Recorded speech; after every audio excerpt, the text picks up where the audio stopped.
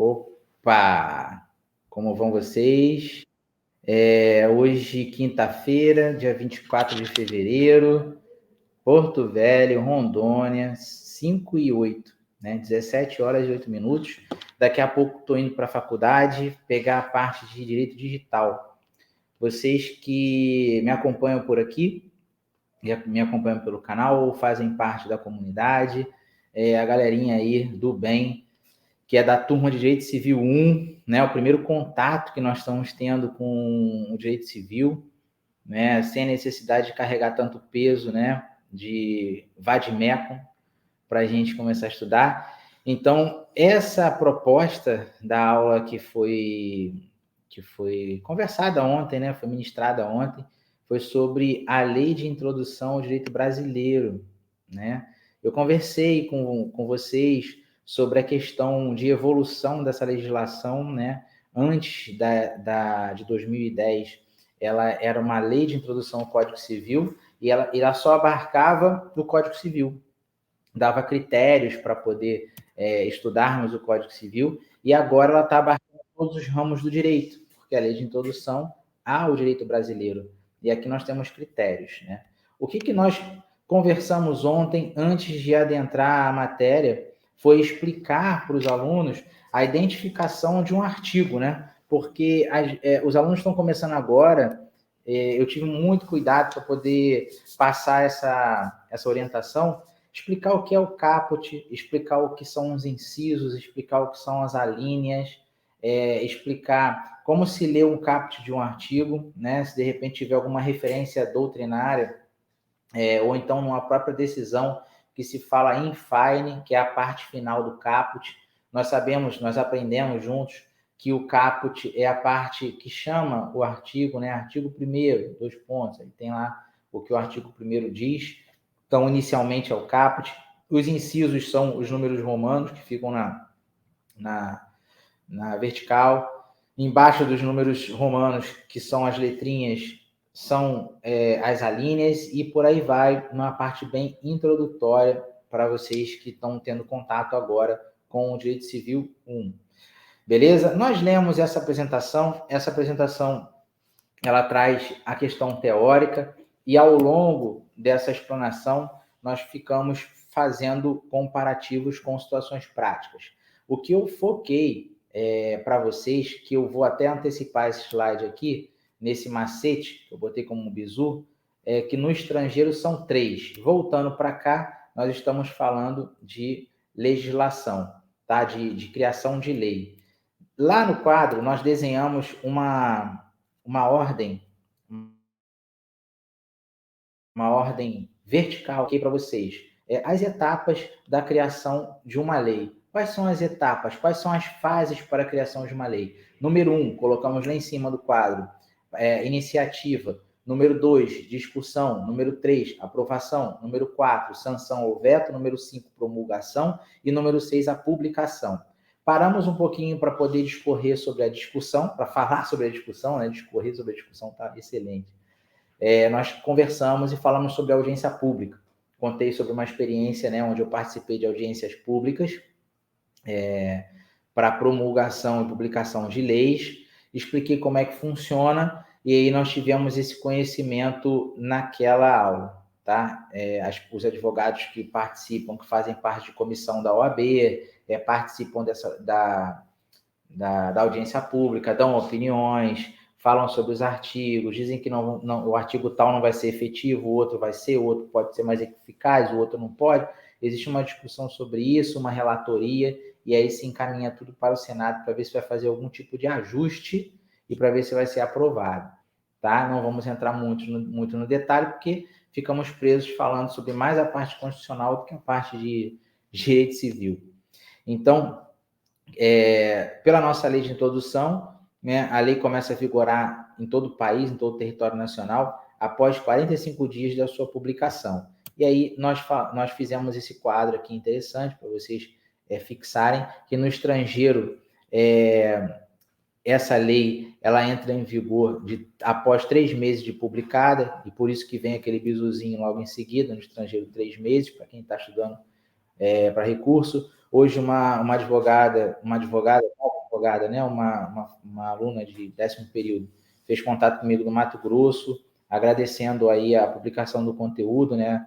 A divulgação do conteúdo, dizendo que está sendo bem interessante, bastante interessante. Eu falei para ela, olha, cola com a gente hoje, que vai ter um videozinho sobre a lei de introdução ao direito brasileiro, que eu vou dar um macetezinho para você gravar sobre os 90 dias aí de validade da lei, tá certo?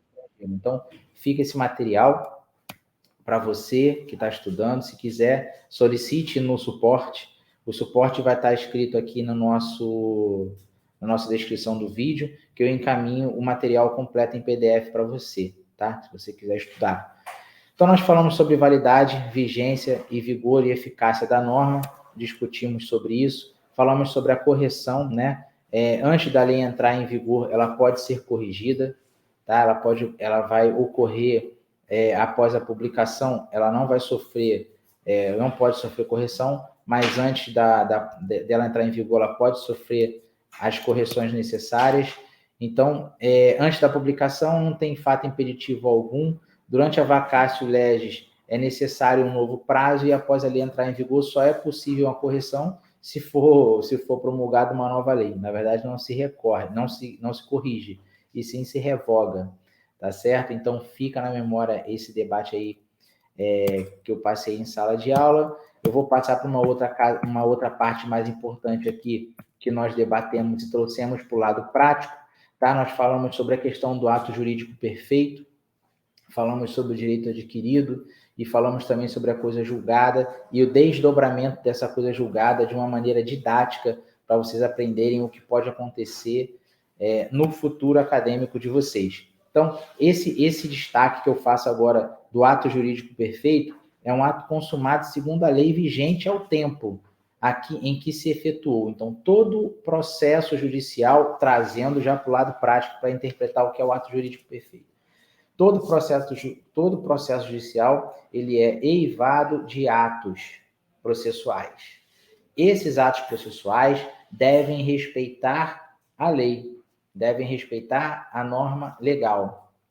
E respeitando a norma legal, se o juízo proferir um ato jurídico dentro desse processo e que está previsto na lei, ele é um ato jurídico perfeito. É um ato já consumado, segundo a lei vigente, ao tempo em que se efetuou. Beleza, não temos dúvidas com relação a isso e a galerinha entendeu bem quando nós trocamos essa ideia em sala de aula, tá? Direito adquirido, que é o que a gente sempre ouve no curso de Direito. Direitos que o seu titular ou alguém, né, por ele, possa exercer, como aqueles cujo começo do exercício tenha termo prefixo ou condição pré-estabelecida inalterável, a arbítrio de outrem. Dizemos que se trata de um direito que já se incorporou ao patrimônio do particular, pois já foi cumprido todos os requisitos necessários. Para entender o que é direito adquirido, para vocês que estão começando agora, nós demos diversos exemplos, né? Falamos sobre questões previdenciárias, trabalhistas, falamos sobre questão de construção de imóvel, tá? Falamos também de concurso público, falamos de extinção de cargo, falamos de aprovação. Então, um exemplo que eu citei lá em sala de aula foi que quando uma certa pessoa compra um determinado lote de uma determinada metragem e a lei municipal só autoriza pelo plano diretor da cidade a construção em até 2 andares e essa pessoa constrói 2 andares a sua casa de alvenaria. Tá? Ultrapassado 2 anos da construção, uma nova lei municipal entra em vigor sobre o plano diretor da cidade e aí naquela região onde essa pessoa construiu 2 andares, só pode haver construção de 1 andar. Tá? Um exemplo bem grosseiro. Então, essa pessoa que construiu 2 não precisa demolir a sua construção, porque houve um direito adquirido, permitido por lei, a um momento anterior. Então, ela usufruiu daquilo, ela exerceu o seu direito e fez a sua construção de 2 andares. Tá certo? Citamos também a questão de aprovação em concurso público. Um cidadão estuda, faz a inscrição no concurso público, realiza a prova, é aprovado, passa pelos exames médicos, psicotécnicos, psicológicos, está apto a entrar e exercer a sua atividade de recém-aprovado naquele concurso, quando aquele cargo, do nada, é extinto. Então, ele vai ter que ser reconduzido ou remanejado para outro lugar para ganhar o mesmo salário previsto naquele edital daquele concurso. Então, um caso de direito adquirido. Tá? E por aí nós vamos citando diversos exemplos de forma simples. Tá? Essa terceira parte, entrando também na questão prática, para entender, né, nós falamos do artigo 6º, parágrafo 3º da LINDB. Coisa julgada é a decisão que já não cabe mais recurso. E aí eu expliquei para os alunos que para isso existe um desdobramento, tá? Por que existe o desdobramento? A coisa julgada, de toda sentença, ela faz coisa julgada. E aí nós não vamos entrar no mérito aqui para falar de coisa julgada material ou coisa julgada formal. A ideia desse conceito bem teórico, para vocês virem comigo e entender um pouco sobre a mecânica, é que operou a coisa julgada, não cabe mais recurso. Então, o Código de Processo Civil, nós estamos falando de civil, que, diga-se de passagem, é melhor do que o penal, né? Que a gente costuma brincar em sala de aula assim, prevê prazo de 15 dias para interposição de recurso. Falando de sentença, né, no 16º dia, caso não haja recurso, essa sentença vai operar o trânsito em julgado. Então, quando não se cabe mais recurso, ela opera o trânsito em julgado. Tá certo? Então, essa parte de coisa julgada se fala de decisão final de processo judicial. Nós já fizemos desenho no quadro, expliquei sobre a primeira fase processual, expliquei quando o processo inicia, através de uma petição inicial, expliquei o ato jurídico perfeito, que é previsto na lei, que são os atos processuais do início até a sentença e o final do processo com a sentença. Dali cabe recurso? Cabe. Dá uma continuidade para a fase recursal, que é a segunda fase processual. Esgotou todas as instâncias e todos os recursos, não tem mais prazo para recorrer, fez coisa julgada e opera-se o trânsito em julgado. Não cabe mais recurso. E a partir daí se dá o cumprimento da sentença. Tá certo? Então, essa foi a visão que eu passei para vocês em sala de aula. Entrando nessa parte de direito público,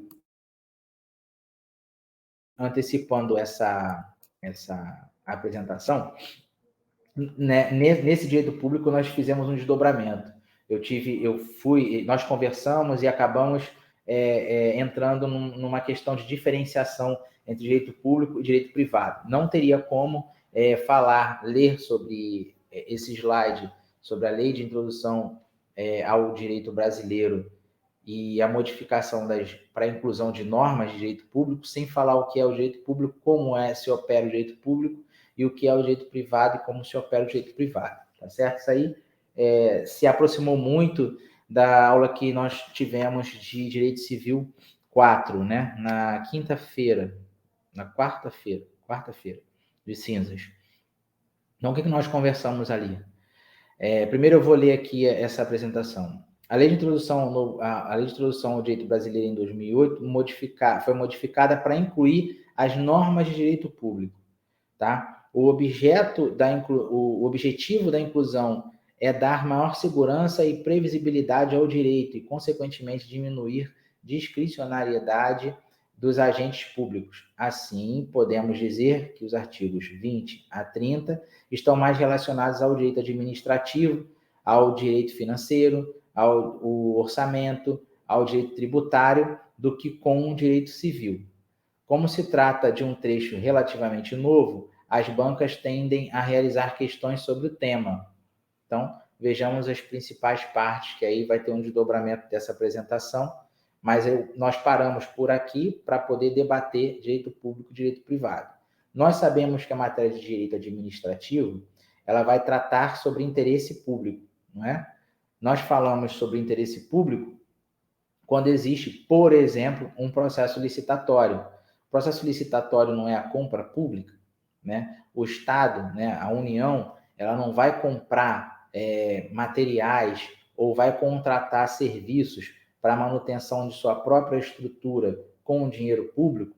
Então, o direito administrativo, através de uma lei específica, que é a 14.133 de 2021, que foi publicada no dia 1º de abril, né, do ano de 2021, ela trata especificamente sobre processos licitatórios, e aí revogou a Lei 8666 de 93, e ainda continua tratando sobre processos licitatórios, né? Então, beleza, nós estamos falando de um direito público, é a relação do Estado, é o gasto público, é um princípio da moralidade administrativa, é o princípio da equidade, é o princípio, todos os princípios que regem a Constituição Federal e o direito administrativo estão previstos na Lei de Licitações. Então, nós estamos falando de direito público. Direito financeiro, a mesma coisa, orçamento tributário com relação ao recolhimento de impostos que são obrigatórios, as taxas obrigatórias que o governo nos impõe. Então, nós estamos falando de direito público, arrecadação. Tá? A relação, falando de relação processual, o direito público ele tem a relação entre a pessoa e o Estado. É relação entre Estado e pessoa, ou pessoa e Estado. Se uma pessoa, uma determinada pessoa, compra um imóvel, por exemplo, e vai registrar esse imóvel em seu nome, o Estado tem uma interferência direta naquela relação, porque automaticamente, com o registro geral de imóveis, essa pessoa vai ter que recolher impostos, vai ter que pagar impostos para poder trazer o imóvel de propriedade para seu nome, para dizer que é seu, e aí sim começa a recolher impostos. Então, o Estado tem uma interferência direta naquela relação entre a pessoa e o bem. Tá certo? Então, nós falamos de normas de direito público, a relação direta, a intervenção direta do Estado na relação entre pessoa e coisa. E aí, agora falando sobre direito privado, o direito privado é a relação interpartes. Eu costumo falar interpartes para vocês anotarem, porque nos concursos nós encontramos esse tipo de palavra, interpartes. Tá certo? Então, é a relação entre pessoas, é a relação entre particulares, tá? Então, quando se trata de relação entre pessoas, eu posso citar um exemplo de um contrato de locação, né? O proprietário do imóvel, ele impõe a sua autonomia de vontade, ele pode colocar o limite para uma terceira pessoa usar o seu imóvel e entregar num determinado período. Ele está impondo uma autonomia de vontade, é uma relação onde vai externar a vontade das pessoas, das partes, não tendo a intervenção direta do Estado naquela relação, tá? É só o externar da vontade das partes. Então, o contrato de locação não existe a intervenção direta do Estado. E o que se respeita são normas dispositivas e não normas públicas. Apesar da lei de locações ser específica, o contrato é um documento particular entre as partes, que realiza a vontade das partes. Tá certo? Então, essa é a diferença do direito público para o direito privado, que nós conversamos em sala de aula, né? Sem eu estar alongando muito, porque já chegamos a 18 minutos. E o objetivo desse vídeo é trazer de forma resumida o que nós debatemos em sala de aula, porque a parte final desse slide nós não avançamos, paramos no direito público, falamos de direito privado e a continuidade da lei de introdução ao direito brasileiro irá continuar, vamos prosseguir na próxima aula. Tá certo? Então, espero que vocês tenham compreendido a matéria em sala. Vocês que estão acompanhando esse material aqui, espero que tenham pego e assimilado todo esse sentido dessas dicas rápidas, dessa explanação rápida sobre a lei de introdução ao direito brasileiro, onde nós fizemos uma pausa para tratar da diferença entre direito público e direito privado, né? E o sentido, inclusive, do direito adquirido, do ato jurídico perfeito e da coisa julgada. Beleza? Então, agradeço aí a atenção de todos vocês. Já estamos chegando a 20 minutos de vídeo. Quem não está inscrito no canal, por favor, lhes peço que se inscreva, que ative o sininho, porque todos os dias nós teremos vídeos, tá? E o YouTube vai reconhecer essas publicações como relevantes. Então, vai ser melhor para poder divulgar esses conteúdos para todos vocês. Em breve, eu espero estar subindo conteúdos aqui de provas da OAB, para quem está estudando, principalmente a essa colega nossa que mandou mensagem lá do Mato Grosso, para vocês poderem fazer umas revisões dos estudos que estão tendo em casa ou em qualquer outro tipo de curso que trate sobre a matéria de concurso de exame da ordem. Beleza? Então, um bom final de semana a todos, porque hoje sextou por aqui e daqui a pouco estou indo para a minha galerinha do Direito Digital da faculdade, tá certo? Então, um grande abraço, bom final de semana e obrigado. Até a próxima.